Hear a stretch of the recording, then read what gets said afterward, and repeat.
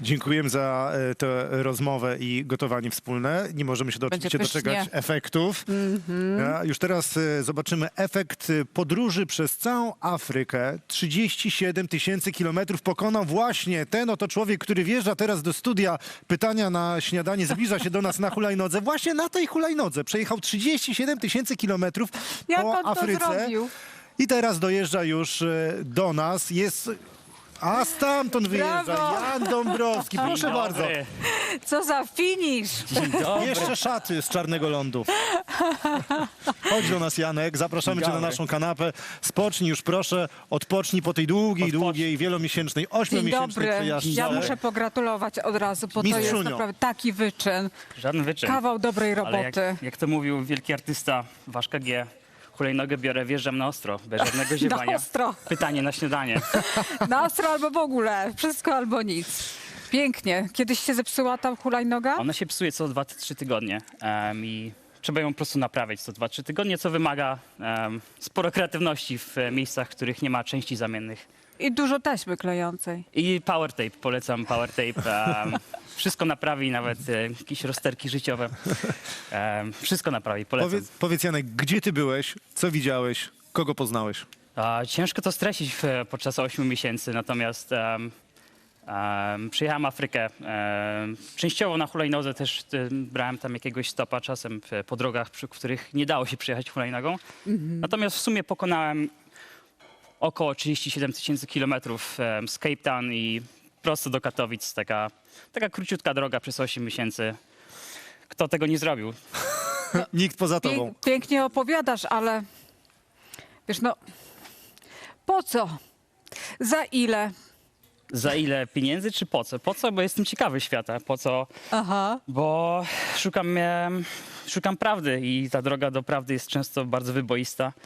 Natomiast z ciekawości jeżdżę po miejscach, póki jestem zdrów, póki jestem młody, jeżdżę po miejscach, które z komfortu nie słyną, raczej z dyskomfortu i ponieważ sam z wykształcenia jestem architektem i ciekawi mnie kultura, ciekawią mnie budynki, tutaj ze znajomym prowadzimy taką pracownię atelier z charakterem i jeżdżę, żeby głównie obserwować architekturę, obserwować jakąś taką tkankę urbanistyczną i poznawać, dokształcać się na własne oczy, bo często to, co widzimy, to, co nam się wydaje, że taki świat jest oczywiście absolutnie, nie zazębia się to z rzeczywistością. Widzimy, że jesteś architektem, no szewcem nie jesteś na pewno, patrząc na te buty. Czy możesz trochę opowiedzieć, może nie jaki to jest rozmiar i model, ale co przeszło to obuwie?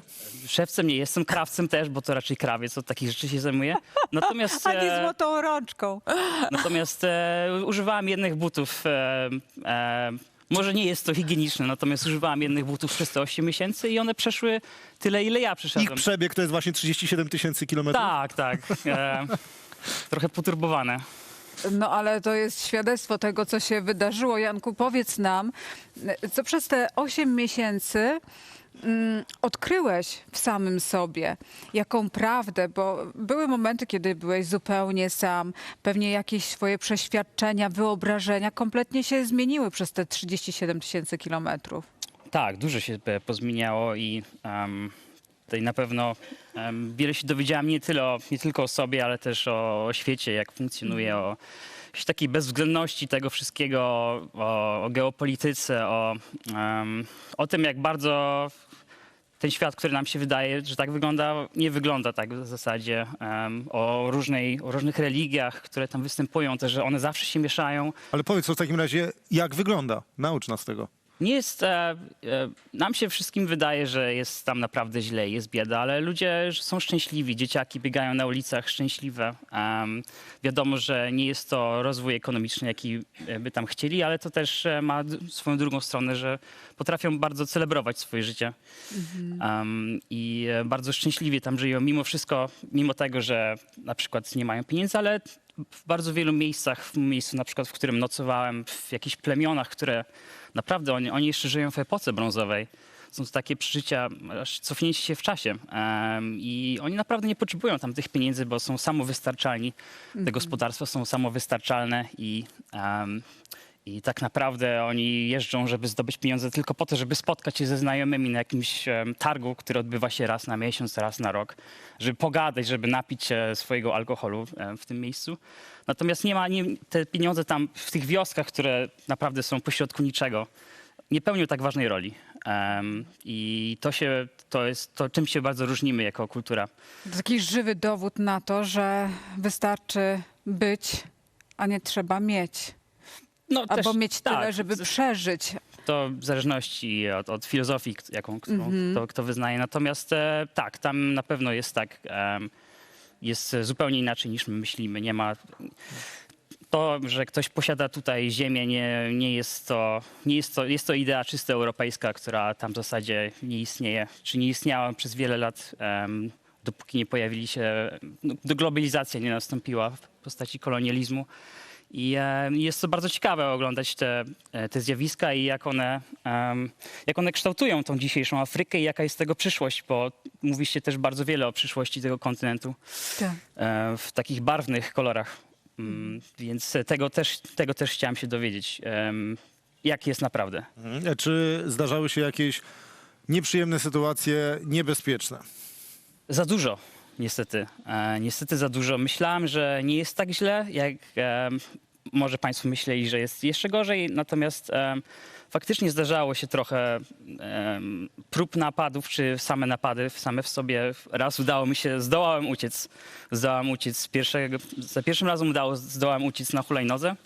Z panów, którzy wyciągnęli noże i zaczęli biec w moim kierunku, krzycząc. Stwierdziłem, że jest to czas, żeby wrzucić kolejny bieg na hulajnodze i uciec. Miał to też swój koszt, ponieważ trochę nadwyrężyłem wówczas kolano i musiałem pauzować tak naprawdę przez 3 tygodnie, bo zupełnie nie mogłem chodzić przez tą adrenalinę, przez ucieczkę. Tutaj z tego miejsca chciałem pozdrowić Krzyśka Sochojca, który mi pomagał, doradzał w kwestiach ortopedycznych. Natomiast zbyt wiele momentów niestety było takich, których się bałem po prostu. Bałem O się... własne życie? Było aż tak poważnie momentami? Ale ja też lubię ryzyko. Nie jest tak, to zależy jaką drogę kto chce wybrać. Ja staram się podróżować w sposób autentyczny i naprawdę wjeżdżać w miejsce lokalne i poznawać wszystkich ludzi, poznawać jakieś ciekawe historie. To nie jest normalny sposób podróżowania. Nie jest. Mało kto tak jeździ, do tego trzeba mieć takie wyjałowione trochę nerwy, żeby się do tego przyzwyczaić. Ale wiadomo, że tak też mają najlepsi wspinacze, którzy nie boją się tej wysokości i potrafią więcej zaryzykować, bo są pewni pewnych umiejętności. I wydaje mi się, że też tak u mnie się trochę poprzestawiało w głowie, że mogę trochę więcej zaryzykować, potrafię też wykalkulować, jakie jest tego ryzyko i konsekwencje. Janko, ale powiedz, jak wyglądało planowanie? Jak przygotowywałeś się do tego wyczynu? Ile musiałeś uzbierać pieniądze, żeby jakiś swój plan wcześniej nakreślony wykonać? Nie oszczędzałem zbyt dużo, szczerze mówiąc. Natomiast też, jeśli mówiąc czysto ze strony pieniężnej, ja też pracowałem podróżując. Mam taką pracę, uczę na Politechnice Curyskiej i mogłem sobie pozwolić na to, żeby podróżować i w jakichś miejscach być na moment i pracować przez na przykład kilka dni w miesiącu. I to nie są kraje, które wymagają ogromnej ilości pieniędzy. Wystarczyło mi kilka godzin w pracy, 20 godzin na miesiąc, żeby móc spokojnie tam wyżyć, ale wiadomo też, że można podróżować bardzo drogo, można podróżować bardzo tanio. Tak. Im taniej się podróżuje tam, tym ryzyko jest większe oczywiście, ale wrażenie lepsze.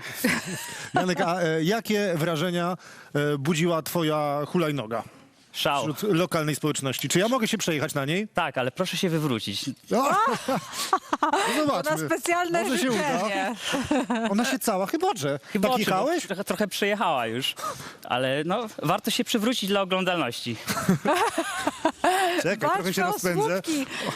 Robert, ty nie możesz tak sobie Dobra. super poradzić. Musisz. Jest czerwona, chyba wiem, gdzie mógłbym na niej zajechać. Na czerwony dywan. Tak, To tak. już za chwilę. Słuchaj, niebezpieczny masz ten sprzęt. Oddam ci. Jan Dąbrowski był naszym gościem. Bardzo gratulujemy wyczynu. Tak, ja jeszcze... A jakie plany następne? Plany następne, że organizuję teraz wystawę w Katowicach, z których pochodzę. Tam w takim lokalu Schaufenster będzie wystawa, którą organizuję 9 marca, na którą jeszcze serdecznie zapraszam. W takiej przestrzeni artystycznej. I następne plany? Nie mam planów. Dobrze się ubezpiecz, jak będziesz jeszcze na niej jeździł. To tego ci Ubezpieczenie, to radzę. jest proszę pana, to ubezpieczenie, oni sprzedają strach, ubezpieczyciele. Dziękujemy ci, Janek. Dzięki wielkie. Czas Idziemy. teraz na wrażenia z czerwonego dywanu po tej czerwonej hulajnodze. Czeka już na nas Ania Lewandowska. nieprzyzwoicie, Dzień dobry. pięknie opalona Ania Lewandowska.